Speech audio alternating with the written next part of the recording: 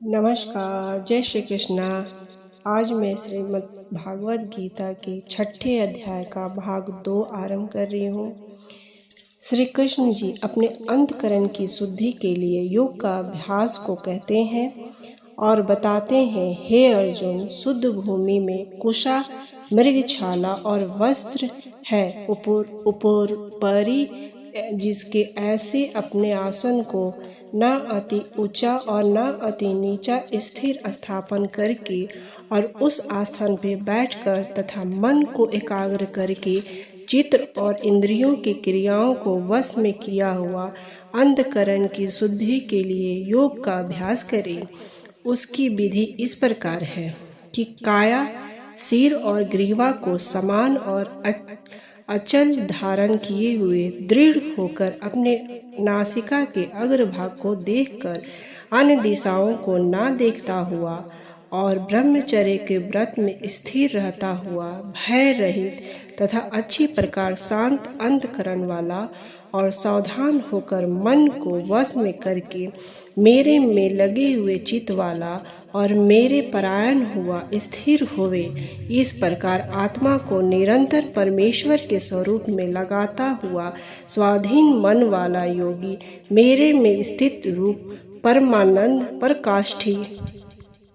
पराकाष्ठा वाली शांति को प्राप्त होता है। परंतु हे अर्जुन, वह योग ना तो बहुत खाने वाला सिद्ध होता है और ना बिल्कुल न खाने वाला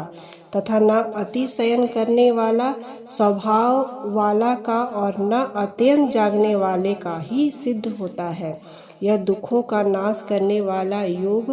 तो यथा योग आहार और विहार करने वाले का तथा कर्मों में यथा योग चेष्टा करने वाला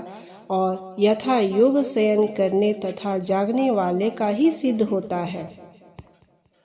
इस प्रकार योग के अभ्यास से अत्यंत वश में किया हुआ चित्त जिस काल में परमात्मा में ही भली प्रकार स्थिर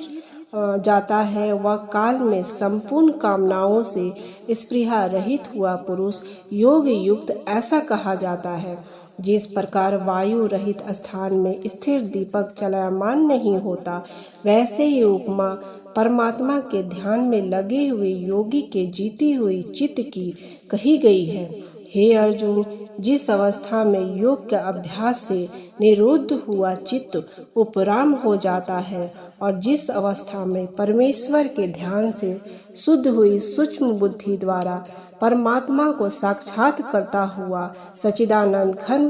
परमात्मा में ही संतुष्ट होता है तथा इंद्रियों से अतीत केवल शुद्ध हुई सूक्ष्म बुद्धि द्वारा ग्रहण करने योग जो अनंत आनंद है, उसको जिस अवस्था में अनुभव करता है और जिस अवस्था में स्थिर हुआ यह योगी भववासत स्वरूप से नहीं चलयमान होता और परमेश्वर की प्रति रूप जिस लाभ को प्राप्त होकर उससे अधिक दूसरा कुछ भी लाभ नहीं मानता और भगवत प्रति स्वरूप जिस अवस्था में स्थिर हुआ योगी बड़े भारी दुख से भी चलयमान नहीं होता, जो दुख रूप संसार में संयोग से रहित और तथा जिसका नाम योग उसको जानना चाहिए वह योग ना उताए हुए चित्त से अर्थात तात्पर्य हुए चित्त से निश्चय पूर्वक करना कर्तव्य है। धन्यवाद। इसके आगे का अंक अगले भाग में प्रस्तुत करूंगी। तब तक के लिए जय श्री कृष्णा, राधे राधे।